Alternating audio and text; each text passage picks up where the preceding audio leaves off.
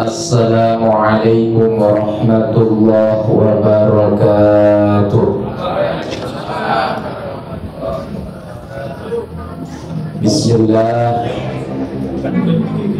wa billah wa bifadlillah wa ilallah wa ala Allah wa bisyafaati Rasulillah sallallahu alaihi wasallam. Qala Allah ta'ala fil Qur'anil Karim, a'udzu billahi minasyaitonir rajim. Bismillahirrahmanirrahim. Qalu subhanaka la ilma lana illa ma 'allamtana innaka antal alimul hakim. Subhanun quddus rabbuna wa rabbul malaikatu warruh. Bersama-sama subhanallah walhamdulillah wa la ilaha illallah wallahu akbar wa la hawla wa la quwwata illa billahil aliyyil azim.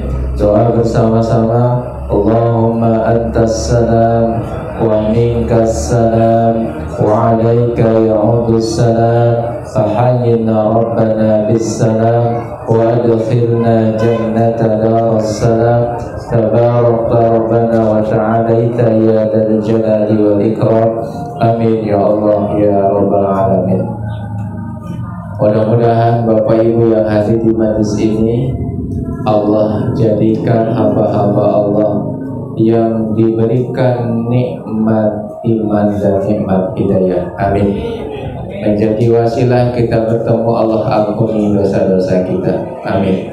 Menjadi wasilah kita diberikan oleh Allah husnul khatimah. Amin ya Allah ya rabbal alamin. Ibu bapak yang dirahmati Allah, suatu saat ada seorang murid dari Mujaddid Imam Syafi'i. Beliau datang ke Imam Syafi'i curhat. Ya Syekh, ini saya ini bekerja, gaji saya per bulan 500 dirham. Namun untuk kebutuhan hidup saya nggak cukup, betul-betul nggak cukup. Bahkan hampir sering ngutang, kata beliau. Nah, sang murid Imam Syafi'i itu tahu bahwa atasannya, bosnya itu adalah muridnya juga Imam Syafi'i. Terus beliau menyampaikan, ya Syekh, dengan kasih sayangmu, dengan ketulasanmu kepada murid-muridmu, izin saya memohon kepada engkau untuk menyampaikan kepada atasan saya, kepada bos saya, untuk menaikkan gaji saya, agar saya diberikan kecukupan dalam melaksanakan ibadah, agar saya ibadahnya tenang sehingga gak usah mikirin lagi hutang-hutang, kira-kira begitu. Ini kira-kira Bapak Ibu di sini ada yang punya hutang tidak? Nah, ini kita dengerin kisah Imam Syafi'i ya. Kalau dari senyum dan wajah-wajahnya kayaknya nggak punya hutang ya. Insyaallah. Nah, lalu setelah itu beliau melaksanakan kajian lagi dan bertemu dengan bosnya ini, pimpinan usahanya ini, atau pemimpin usahanya itu yang punya usaha itu. Lalu beliau memanggil, wahai anakku, ke sini, kata beliau. Betulkah fulan ini adalah karyawanmu? Iya betul. Leres Imam, leres guru. Oke, kalau gitu tolong kurangi gajinya 100 dirham. Padahal mintanya gimana? Ditambah, naikin. Imam Syafi'i menyuruhnya kurangi 100 dirham. Wah, pas bulan gajian, sang ini karyawan itu seneng. Wah, kayaknya dinaikkan nih gajinya nih. Ternyata pas dapat kurang jadi 400 dirham, tapi beliau nggak mau protes kepada gurunya, ya sudah diterima. Namun kemudian setelah 2 bulan kemudian beliau datang lagi ke Imam Syafi'i, ya Syekh, saya tahu bahwa yang menyuruh mengurangi adalah engkau. Tapi ketahuilah ya Syekh, semakin dikurangi semakin tidak cukup ini uang saya gitu. Imam Syafi'i kaget, "Hah? Nggak cukup?" "Waduh, nggak cukup." Ya sudah, kamu pulang saja. Besok nanti ada perubahan, bulan depan. Datang lagi, dipanggil lagi nih. Muridnya yang beliau ini adalah majikan dari siapa? Sang karyawan ini. Sini sebentar. Kemarin dikasih berapa gajinya? 400. Kurangi lagi 100. Jadi berapa? 300 dirham. Dikurangi lagi menjadi 300, dan setelah 300 beliau, karyawannya ini, muridnya ini nggak pernah datang lagi ke Imam Syafi'i. Datang 5 bulan lagi ke sana dan mengatakan, "Ya Syekh, setelah saya dikurangi 200 jadi gajinya 300 dirham, Masya Allah, justru sekarang saya kecukupan." "Kok bisa ya Syekh? Pas 500 dirham saya kekurangan, 400 dirham kekurangan, kok sekarang setelah 300 dirham saya kecukupan?" Imam Syafi'i tersenyum dan mengatakan, "Iya, karena yang 200 itu bukan hakmu. Kecampur keberkahanmu dengan subhat sehingga jadi tidak berkah. Maka aku potong 200 agar hidupmu berkah." Masya Allah. Kisah ini adalah kisah tentang bagaimana menjaga keberkahan hidup dan bagaimana menjaga rezeki yang kita miliki ini menjadi rezeki yang berkah. Kira-kira begitu. Nah, apa berkah itu? Berkah itu ziyadatul khair. Bertambahnya apa? Kebaikan. Ketika ada sesuatu pada kita, kejadian itu membuat kita semakin dekat sama Allah, bertambah kebaikan, maka itu berkah. Masya Allah. Barangkali kok kita kekurangan, jangan-jangan rezeki kita kecampur. Bilang sama atasan kita, "Pak, potong aja gaji saya." Berani? Nggak berani. Bukan begitu caranya. Tapi caranya barangkali nilai usaha kita ini dengan gaji kita jauh lebih besar gajinya. Kenapa? Ada rumus berkah kalau di matematika kan. Itu kalau dalam hukum energi, Bapak Ibu, ada namanya hasil usaha sama dengan nilai usaha.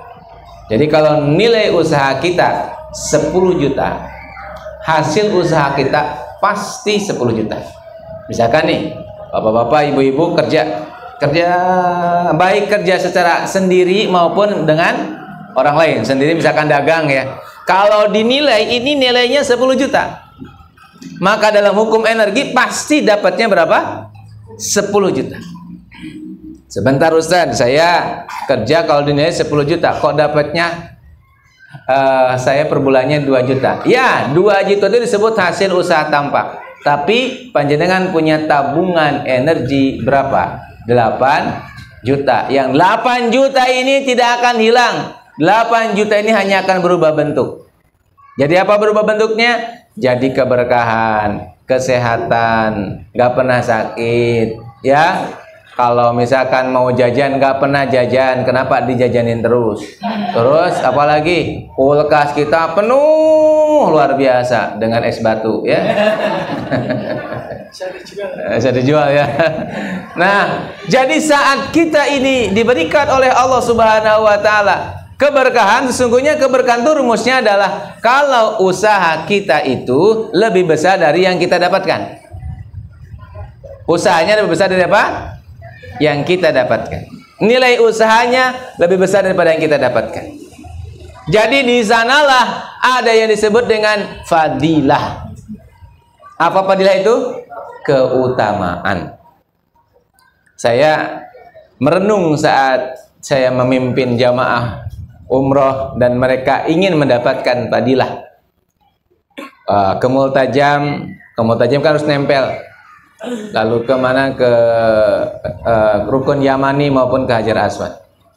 Ketika selesai ibu-ibu saya bawa dan mereka bisa sampai ke Multajam, terus merenung, kok bisa ya mereka sampai, padahal ada halangan-halangan.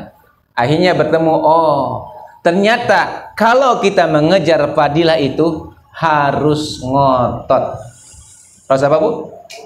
Ngotot. Mengejar fadilah itu tidak boleh, nggak apa-apa kalau bukan rezekinya ya sudah. Tidak boleh begitu. Ini yang saya temukan di dalam Islam ada fadil yang hilang. Apa fadilnya? Fadilnya itu kita tidak mengejar fadilah. Dan saat kita ingin mengejar fadilah, hukumnya cuma satu, ngotot. Ngotot bahasa Indonesianya apa? Kerja keras, optimis, totalitas. Faidah parok tak pansob kalau dalam Qurannya. Ya, pokoknya pansob apa? Kerja keras, totalitas, tuntas sampai anaseb, apa lelah. Jadi harus betul-betul kita ini kalau mengejar fadilah itu betul-betul totalitas. Apa itu fadilah? Keutamaan. Kira-kira Bapak Ibu kalau kita punya hutang, keutamaannya apa? Lunas. Betul. Maka untuk membuat lunas itu ngotot. Nah ini yang di dalam diri kita hilang sekarang. Apa? Ngotot nih. Kalau suami istri nih, seorang suami, kira-kira fadilahnya kepada istri apa?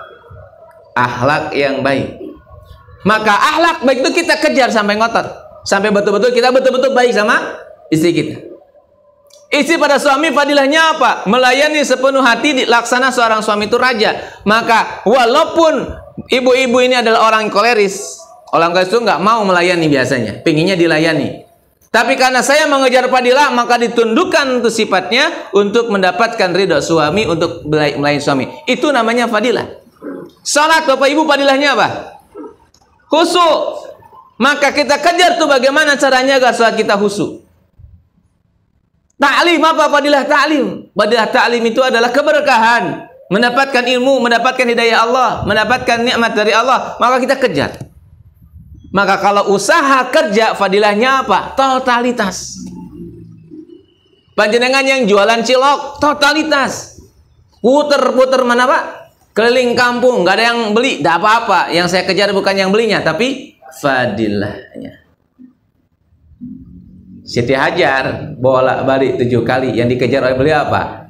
Bukan airnya, fadilahnya nggak mungkin ada air. Udah tahu beliau nggak bakal ada air. Dong dari Bukit Sofa Marwah nggak ada air. Tapi yang dikejar beliau fadilah, dan dengan fadilah itu masya Allah, Allah berikan air justru bukan di Bukit Sofa dan Marwahnya, tapi di kaki Nabi Ismail, yang dengan fadilahnya itu sampai sekarang air itu tidak pernah habis. Begitu juga panjenengan jualan apa saja, jualan cilok, jualan ikan, jualan apa, muter-muter, nggak peduli mau ada yang bayar, mau ada yang beli atau nggak peduli. Tapi kalau nanti udah Allah kasih fadilahnya, bisa jadi rezeki jenengan tidak akan ketambung penuh terus. Bisa kayak begitu? Itulah sebutnya kunci keberkahan. Jadi kunci keberkahan itu ada satu fajr yang saya renungkan dalam diri saya, yang mohon maaf karena sering kita mendapatkan ilmu tawakal. Ya sudah, saya serahkan kepada siapa? Allah. Tapi pada sisi ini kita lupa bahwa hidup ada dua, siang dan malam. Betul? Maka mari kita ikhtiarkan Bapak Ibu yang dirahmati Allah. Yuk, dimanapun kita berada, kejar fadilahnya. Di jalan lagi pakai motor, apa sih fadilahnya? Zikir, ya sudah zikir, jangan kemana-mana, jangan ngelamun. Saat baca Quran, apa sih fadilahnya? Paham artinya, bagus bacaannya, kalau bisa hafal, itu fadilah, maka kita kejar. Dan untuk mengejar fadilah itu, kalau saya belajar dari proses ketika melaksanakan umroh itu, oh iya, butuh kerja keras, butuh ngotot, butuh kesungguhan. Walladina jahadu fina lanahdiyannahum subula. Kalau kita sungguh-sungguh, Allah akan berikan jalan. Jangan-jangan kok hari ini kok kita mohon maaf, kita kok serba kekurangan. Bisa jadi kita kurang ngejar fadilah dalam hal ma'isyah. Betul? Ya, kalau ini rezekinya ya sudah. Mungkin bukan rezekinya mah, iyalah mungkin Pak bukan rezekinya, ya sudah. Kita terima saja ya. Uang per bulannya 2.000, ya sudah. Makannya apa? Kerupuk, ya. Bukan begitu. Karena Allah kasih pikiran, Allah kasih hati, Allah kasih kesehatan, ayo kejar. Betul. Bapak Ibu punya hutang enak nggak? Nggak enak. Nggak bisa makan enak. Maka kejar fadilahnya. Apa kejar fadilahnya? Lunasi. Pakai apa lunasinya? Ya, pakai uang nggak? Pakai assalamualaikum. Bagaimana caranya? Iya, kita ikhtiar. Gimana ikhtiarnya? Ya kejar sudah. Dapat nggak dapat itu bukan urusan kita, yang kita kejar hanyalah fadilahnya, keutamaannya. Setuju, Badan? Ini fajil yang harus kita bangun. Barusan karena saya terlambat karena memang ada pertemuan dengan orang yang pernah berlalu lalang di perusahaan asing, baik di Jepang, di Cina, di Amerika, bahkan terakhir di Agung Podomoro ya, di Indonesia. Di antara yang dia kritisi dari umat Islam itu adalah mereka nggak sungguh-sungguh dalam berusaha sehingga ekonomi dipegang mereka. Tidak seperti siapa? Abdurrahman bin Auf yang ketika mau dikasih oleh beliau oleh orang-orang Ansor ya sepertiga tanah, beliau mengatakan la tidak. Bagi kata Abdurrahman bin Auf, tunjukkan saja kepada saya apa? Pasar. Karena beliau pekerja keras. Dan akhirnya beliau meninggalnya itu dikejar-kejar uang ya. Artinya uangnya banyak. Bukan berarti saya mengajak Bapak Ibu untuk fokus ke uang, tidak. Tapi di setiap segmen kehidupan itu ada fadilah yang harus kita kejar. Setuju? Mana yang lebih bagus? Tangan di atas apa tangan di bawah? Tangan di atas. Nah, kita ikhtiarkan tangan kita di atas. Artinya kita mengejar fadilah. Dan Masya Allah, semua orang diberikan oleh Allah kapasitas. Tidak usah mikir, saya SD, saya SMP, saya SMA, saya enggak sekolah. Itu tidak menjadi rumus rezeki kita. Rumus rezeki itu adanya di sa'i. Apa itu sa'i? Ikhtiar. Setuju Bapak Ibu? Ini. Jadi keberkahan itu muncul saat kita nilai usahanya besar. Jangan-jangan memang rezeki kita ini ternyata dengan usaha kita jauh lebih banyak rezeki yang Allah dapatkan daripada ikhtiarnya. Ibu, kalau dalam hitungan Arab, 7 itu menampakkan atau menggambarkan tentang saking banyaknya, maka disebut 7. Sab'as samawat, 7 lapis langit. Itu saking banyaknya jadi disebut 7 lapis langit. Coba dihitung lapis langit ada berapa? Nggak bisa kehitung, buahnya. Saking banyak maka disebut 7. Maka bisa jadi Siti Hajar itu larinya bukan 7 kali. Jangan-jangan larinya banyak kali. Sampai akhirnya Allah berikan kepada beliau fadilah berupa air jam-jam itu. Maka gak usah dihitung kerja kita, Pak. Panjenengan yang kerja dimanapun, petani, jualan apapun, ayo kerja totalitas. Tapi waktunya sholat, ada kejar fadilah. Tepat waktu, jamaah, betul? Sholatnya khusyuk, nah itu fadilah. Apalagi fadilahnya? Pakaian dipakai adalah pakaian yang bersih, wangi-wangian. Itu fadilah. Walaupun kita udah kerja, oh ini 10 menit lagi harus segera apa? Selesai untuk melaksanakan sholat. Itulah fadilah. Maka insya Allah kalau yang kita kejar fadilah bukan uangnya, maka insya Allah hidup kita ini berkah. Ini Bu ya. Dan rumus fadilah itu kalau bahasa Inggrisnya ngotot. Ya. Kalau ngotot berarti ada energi dalam diri kita, bersemangat dalam apapun. Betul nggak? Saya harus ngotot. Apa fadilahnya mendidik anak? Anak kita dididik bisa menjadi penghafal Quran, ditempatkan di pesantren terbaik, dia bisa menjadi ulama, itu fadilahnya. Maka kita ngotot gimana caranya? Wah, ini mahal, apa namanya? SPP-nya, nggak peduli. Nah, cari saya. Ngotot, itu namanya ngotot mengejar fadilah. Gimana kalau nggak dapat? Itu bukan urusan kita. Kita terima nggak dapat. Karena yang kita cari sekali lagi bukan uangnya, tapi apa? Fadilah. Setuju Bapak Ibu? Clear? Nah ini. Jadi yang pertama yang saya sampaikan dalam seni menata hati ini, fajl yang hilang di diri kita adalah fajl ikhtiar. Insya Allah kalau fajl tawakal kelihatannya sudah ahli ya. Ahli belum? Apa tawakal itu? Tidak mikirin hasil. Fokusnya di sekarang. Sebetulnya tawakal sama ikhtiar itu sama, Pak. Cuma kalau tawakal itu pada hasil, kalau ikhtiar pada proses. Maka orang yang ikhtiar itu fokus di sekarang. Pokoknya yang terbaik hari ini, kejar fadilah, hasil serahin sama Allah. Itu urusan tawakal. Jadi tidak ada namanya tawakal itu males, tidak ada. Assalamualaikum. Setuju? Ibu-ibu yang jualan, monggo, totalitas bu jualannya, nggak usah setengah-setengah. Jualan kan tidak harus pakai modal, betul? Jualan yang penting untung. Tidak harus bisnis gede, yang penting apa? Untung. Ya kata itu kalau kita belajar dari Abdurrahman bin Auf itu ya diantaranya beliau hanya fokusnya satu, untung. Bukan apa yang dijual, tapi untungnya berapa. Gitu. Yuk Bismillah, ikhtiar. Kita kejar fadilah, insya Allah berkah. Insya Allah. Nah, baik Bapak Ibu. Kunci pertama berkah itu adalah apa? Tadi mengejar fadilah. Kita kejar fadilahnya, kita kejar keutamaannya di seluruh sisi kehidupan kita.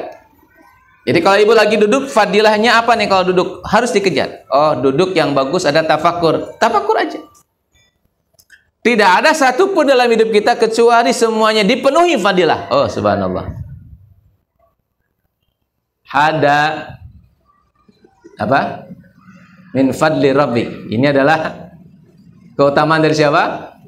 Allah. Ya gimana caranya dapat keutamaan? Ya setiap hari kita memang mengutamakan Allah. Bahkan di dalam Al-Quran dari tujuan haji apa? Laisa junahun an tabtagu min fadli. Gimana? Min? Laisa junahun. Tidak berdosa untuk kamu mencari. An tabtagu mencari fadlam min rabbik. Fadlam min Allah ya. Keutamaan dari siapa? Allah. Bahkan haji pun tujuannya adalah mencari keutamaan dari Rabb, mencari keutamaan dari Allah. Mencari keutamaan dari Allah. Nah, Bapak Ibu, keutamaan dari Allah itu apa? Apa keutamaan dari Allah? Ridho. Apalagi? Yang paling utama dari Allah itu apa? Pertolongan. Apa Pak? Yang bisa saya kasih hadiah. Ikhlas. Hidayah. Yang paling utama dari Allah apa? Surga, rahmat, fadilah. Wah, padahal mau saya kasih hadiah yang paling besar ya. Emas 75 kg. Mas siapa namanya? Mas Rizal. Ya. Apa yang utama dari Allah itu? Ya Allah itu sendiri.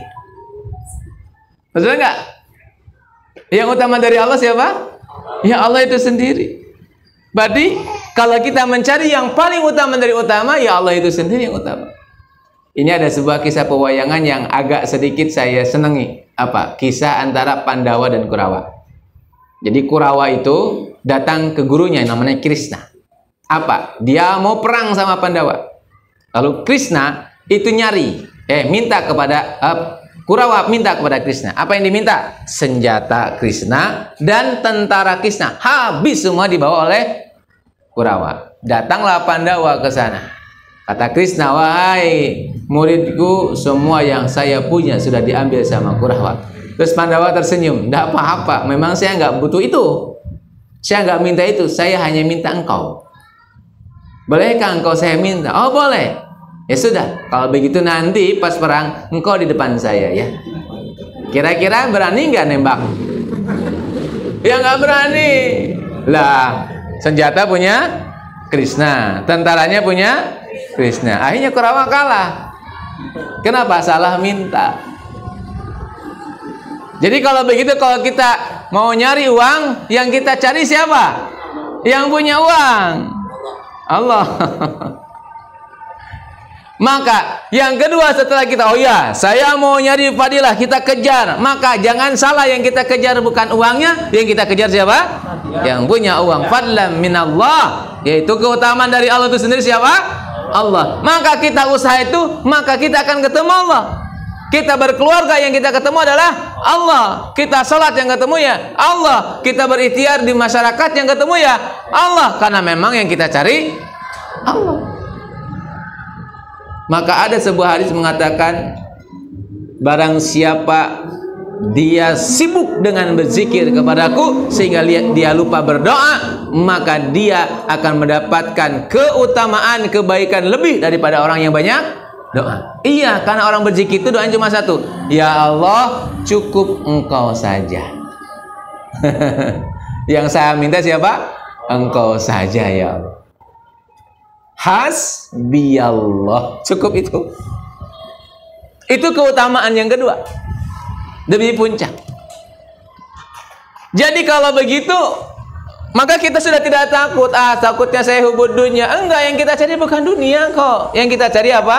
Yang punya dunia. Terus kita dapat dunia juga nggak bakal kita manfaatkan kok. Tidak akan kita pegang erat-erat. Dunia ini mau saya serahkan kepada orang-orang yang memang membutuhkan, udah gitu. Betul?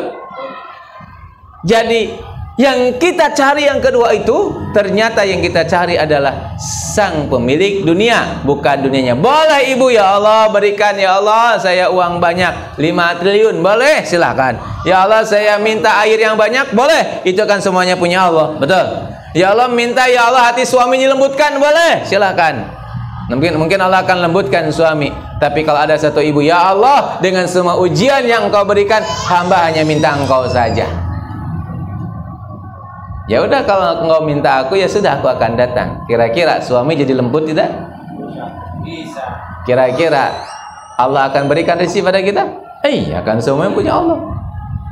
Maka dalam segala hal yang kita lakukan, fokusnya cuma satu, adalah kita mencari fadilah yang paling utama. Itu apa? Allah itu sendiri. Kan itu yang memang kita butuhkan. Ma'rifatullah, mengenal Allah. Maka di dalam Al-Quran dikatakan ciri orang-orang khusus itu siapa? Alladzina yadhunnuna annahum mulaqu rabbihim, yaitu dia yang yakin, husnudzan, yakin bahwa dia akan bertemu dengan Allah Subhanahu wa taala. Gimana kita mau bertemu dengan Allah kalau dalam hidup kita tidak mencari Allah? Betul? Gimana kita akan bertemu Allah? Liqa rabbi inna ilaihi rajiun, kita akan kembali kepada Allah kalau di dunia tidak ada tujuan Allah.